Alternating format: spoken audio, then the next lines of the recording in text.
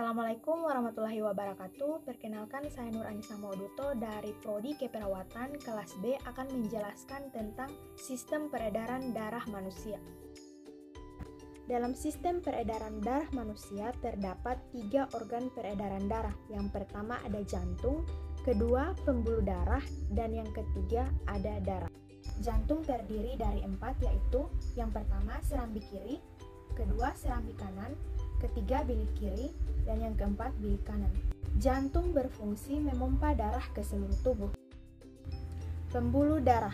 Pembuluh darah berfungsi membawa darah keluar dari jantung, biasanya berwarna merah. Yang ketiga ada darah. Dalam sistem peredaran darah, jika darah berwarna merah, maka darah tersebut banyak mengandung oksigen atau O2 atau sari-sari makanan, dan berwarna biru apabila mengandung karbon dioksida atau CO2. Sistem peredaran darah manusia dimulai dari yang pertama vena cava inferior. Vena cava inferior adalah vena yang menyuplai darah pada tubuh bagian bawah. Fungsinya adalah untuk mengendalikan darah dari tubuh bagian bawah ke atrium kanan jantung. Yang kedua ada vena cava superior. Vena cava superior adalah vena yang menyuplai darah atau mengembalikan darah dari tubuh bagian atas. Fungsinya adalah untuk membawa kembali aliran darah yang mengandung karbon dioksida dari seluruh tubuh ke atrium kanan jantung. Setelah dari vena cava inferior dan vena cava superior, kemudian darah yang mengandung karbon dioksida akan dibawa ke jantung, tepatnya di atrium kanan. Atrium kanan menampung darah yang berasal dari seluruh tubuh masuk ke jantung. Fungsinya adalah menerima darah kotor yang dibawa oleh pembuluh darah dari seluruh tubuh. Di atrium kanan ini mengandung darah yang kaya akan karbon dioksida. Dari atrium kanan, darah akan dialirkan melalui namanya katup tricuspidalis. Mengapa disebut katup tricuspidalis? Karena terbentuk dari 3 katup. Fungsinya adalah untuk membatasi ruang jantung antara atrium kanan dengan ventrikel kanan. Apabila katup bermasalah atau tidak berfungsi dengan baik, maka mekanisme buka tutup pun akan terganggu. Akibatnya, jantung harus bekerja lebih keras untuk memompa darah, sehingga beban otot jantung bertambah.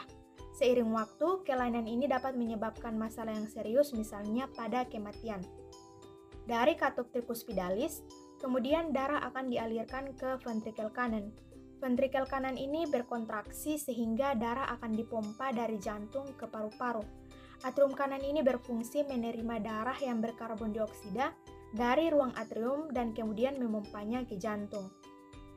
Apabila ventrikel bermasalah, maka jantung tidak bisa memompa darah dengan baik ke seluruh tubuh, yang akhirnya membuat pasukan darah dan oksigen ke organ-organ vital menjadi terhenti.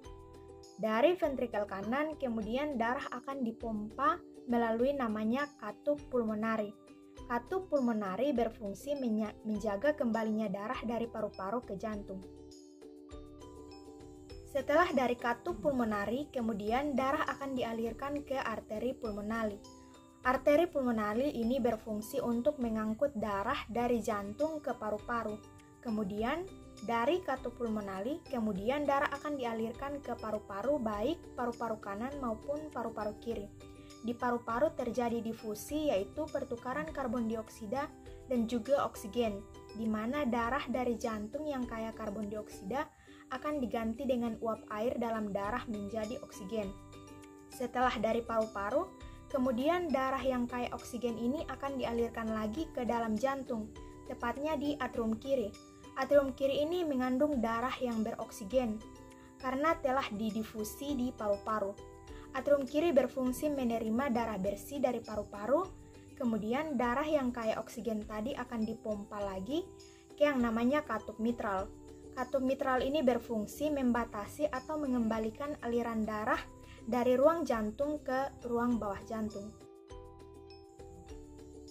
Kemudian darah dari ventrikel kiri ini akan dipompa lagi ke katup aorta.